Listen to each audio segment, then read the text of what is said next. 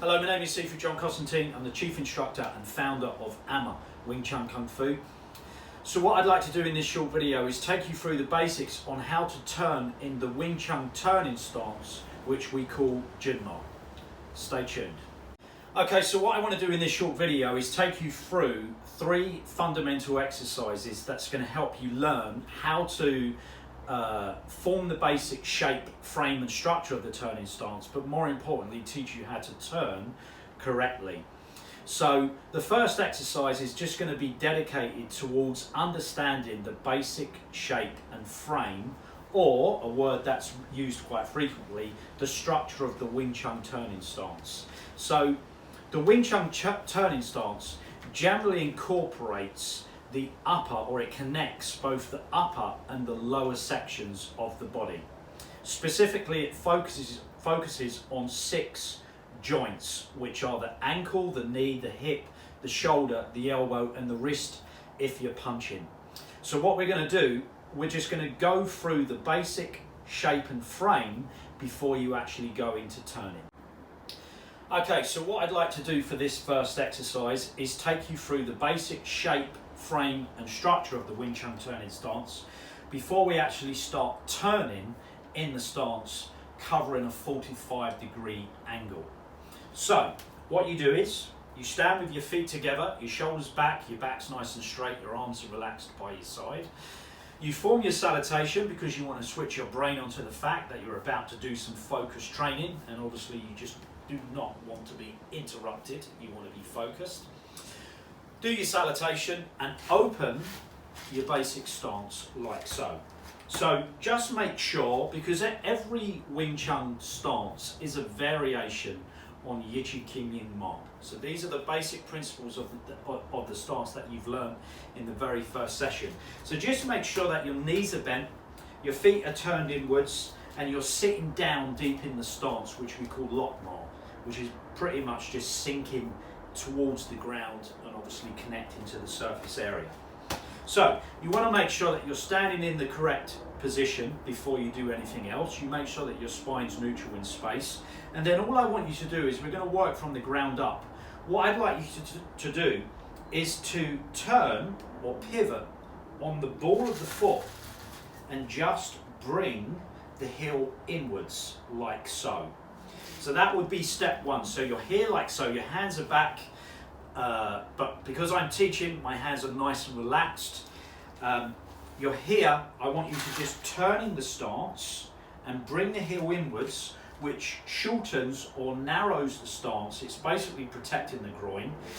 And you're simultaneously shifting your body weight over to this leg like so. So let's just recap on that. First step is to pivot on the ball of the foot, shift the body weight to one leg and sit down in the stance. Now, a couple of basic principles. What I want you to do is make sure that your knee and your ankle are in line with each other. So basically what that means is your shin will be vertical to the floor. Okay, that's the first thing. Then what I want you to do is, as you turn and pivot, I want you to, as you're sitting down in this stance, so you'll have about 67% of weight on this leg, about 30 or 40 on this leg. What I want you to do is just check that your rear hip is over your rear heel, and that you're sitting down deep in the stance to actually start to train the quads and the muscles of the legs. So your legs, the muscles would have got stronger because you've been practicing Yichi Kim Yin Ma. We're going to take it a stage further and place all the body weight, or the majority of the body weight, on one side to actually develop the strength in the hip joint. So that's your first step. You obviously So that's your first step. You actually pivot on the ball of the foot and you bring the heel inwards, shortening and narrowing the stance and sitting the weight to this leg. That's your first sort of step.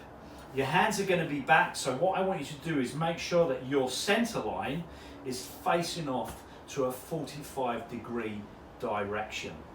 And that's pretty much it in a nutshell. It's very simple. It's just one simple turning of the heel, shifting the weight to the rear supporting legs so that you're strengthening this area. Where the lower section goes, the body's going to go as well. So all you're doing is shifting and turning like so. So try that.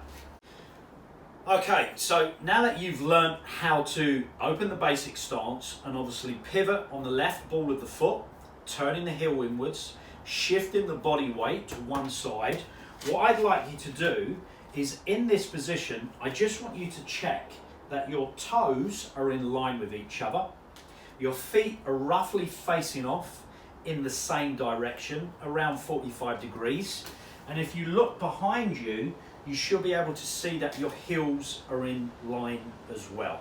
So again, it clearly is a variation of Yichi Kim Ying Ma, the basic stance. Form the turning stance with the hands held back or to the sides of the chest. Pull the navel to the spine, grip the back side, pull the legs inwards, and that's pretty much it. You've got your turning stance, your shape and frame that will allow you to move. Okay, so now that you know how to form the basic turning stance with basically understanding the shape, frame and structure of the stance, the next thing we're going to do is we're going to learn how to turn in the stance. Now, turning in the stance is one of the most challenging aspects of Wing Chun training. Pretty much why it's introduced in the second form, because it is very difficult for a beginner to grasp the concepts of it. And I don't actually know why that is, but what I would recommend is that beginners stay with Sulum Tao for as long as possible, just to develop that muscle memory to know where your feet are in relation to your upper body. The turning of the stance, however, connects both the upper and lower extremities of the body, and in particular, like I've said previously, it focuses on connecting the 6 joints or harmonies that we call that, which are basically the ankle, the knee, the hip, the shoulder, the elbow and the wrist. Like I've said, if you're punching, you're going to coordinate all these joints so that you can turn powerfully into the strike and actually use your entire body and not rely on an arm technique. So before I go into the drill, I just want to say that for beginners, although there's numerous applications to this turning stance and you use it a lot in Chi Sao, and obviously it supports a lot of the basic defensive techniques or shapes, for a beginner, you are generally learning the turning stance to support your centerline punch so that you can throw a body punch basically and not just rely on your hand. So if you weigh 12 stone or 10 stone or anything like that, when you learn to turn powerfully, you can actually hit twice your body weight with this, providing you learn how to relax, contract and relax the muscles of the body to generate this thing that we call fageng as well. So for a beginner, you're learning the turning stance, you're learning how to turn because you want to be a powerful puncher. That's the reason why you're learning this. So the basics of the turning stance are like so. You're sitting down, I'll go from Yichi Kim Ying Ma, you're here like so, and all you're doing is you're turning on the ball of the foot, you're bringing the heel inwards to close up the groin. You're shifting the weight over to the rear supporting leg, so this is now my dominant leg.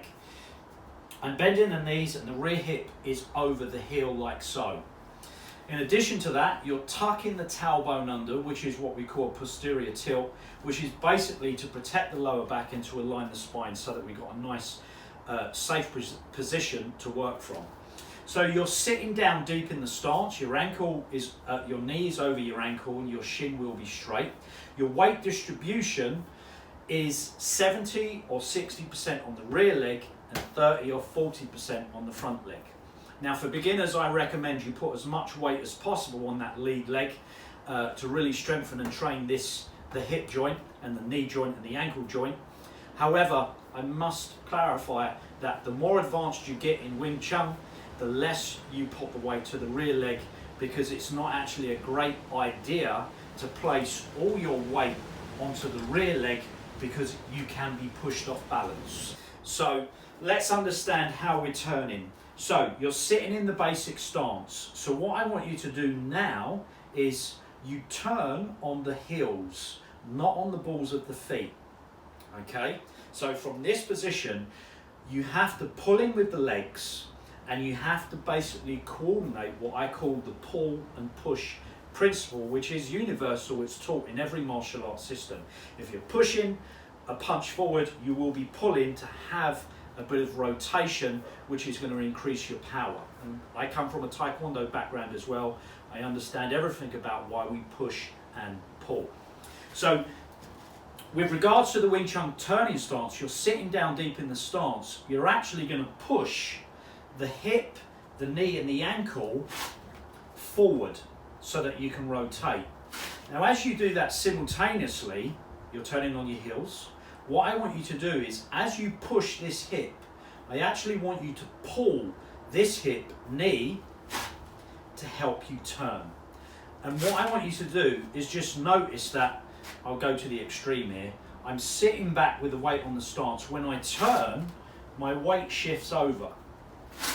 Now this is only something I recommend beginners do for about 6 months or a year. Because after that, it's just ridiculous, in my opinion, to be turning like that, because you are shifting your body weight. Your body weight's already going in this direction, which is not great if somebody pushes me. So when you turn, fair enough, you're learning how to transfer weight and get power here so that you can hit with a strike. But I'm sending the weight this way, which would be away from my partner's center line. Like I said, it's difficult for you to possibly understand this because I've not got a partner to actually illustrate and demonstrate what I'm talking about. But generally, essentially, what you're doing is you're in this position and you pull and push.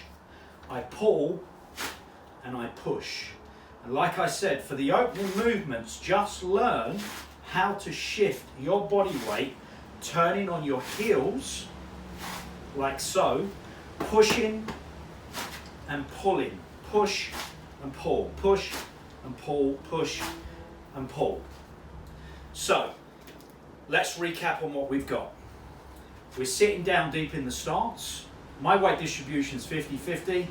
It's because I don't actually like the 60-40 or 70-30 concept, but I do teach it.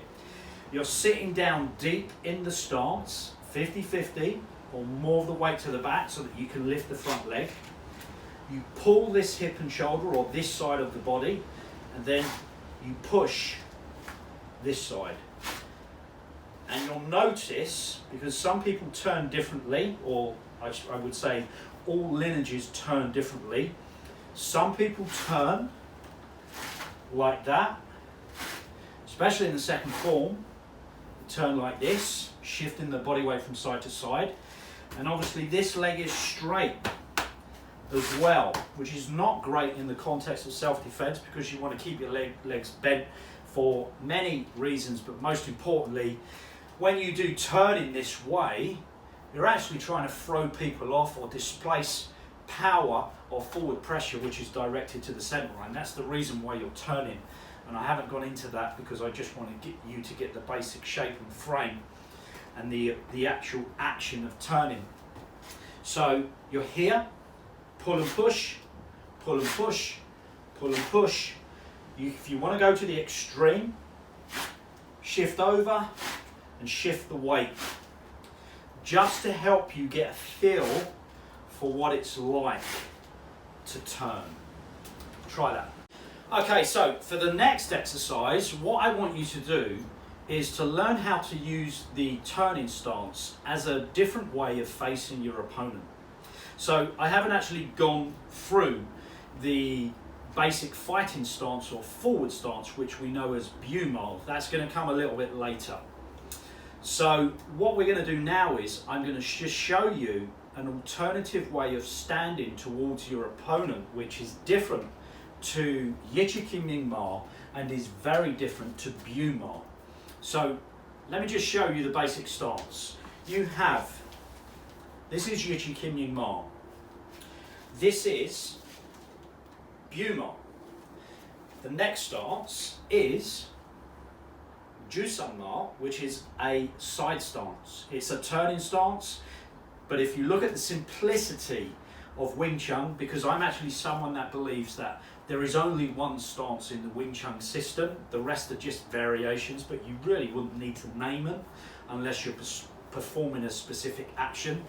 If you look at the stance, if I'm here, a small pivot, I'm in a turning stance. If I place my hands here, I'm in a side stance. If I place my hands here, I'm in a front stance or a forward stance. So we could call this a front stance because I'm to the front. We could call this a forward stance because the leg's forward. And we could call this a side stance because I'm positioning myself to the side and not to the front. So what I want to do is teach you the basics of the side stance, which in application creates the illusion that you're actually further away from your opponent. And it does that because when your front leg's forward, you're actually occupying the space between you and your opponent or your partner. And when you shift to a side stance, it gives the illusion that you're further away because your lead hand is further away. But the reality is the distance is the same because I've not moved my rear heel. I've just removed my lead leg and my front hand, and essentially my back hand is going to be placed forward as the new Munsao. So the side stance is like this. You're in your basic stance, Yichi Kim Ying Ma. You pivot on the left ball of the foot, you bring the heel inwards, you tuck the tailbone under in a posterior tilt, you make sure your heel is over the back leg, you're sitting down deep in the stance and your ankle is in line with your knee. Okay, so you're here like so, off at 45 degrees. Then I just want you to place your hands forward in what we could call is Jumsao. But it is, for me, it can be Munsao. It really just depends on how you want to language it. So you're here like so. So your rear guard is up. So if you think about the first form, you come back to here, Wu Sao. All you're doing is just changing your position, but keeping the hand where it is. Your hand here will come forward into a Jumsao position, where it's the lead leg, but you just turn the shape inwards at a 45 degree. And you keep a fist distance. It's a nice short bridge, and this is what we would call a side stance, which is another way of facing your opponent. So run through those basic tips and we'll move on to something else. Okay, so before we go on, let's recap what we've got. We have got feet together position. We've got a salutation. We have got the basic stance, Yichi Kim Ying Ma. We have got a turning stance, like so. Then we've got a turning stance with a guard placed forward, which is what we will call a side stance, Juen Ma. So now what we're going to do is we're going to coordinate all that together so that we can turn from over a right lead to a left lead. And ultimately, we're learning how to connect the upper and lower sections of the body, which is a core focus of the second form, which is an intermediate form. So let's just look at how we can take it a stage further.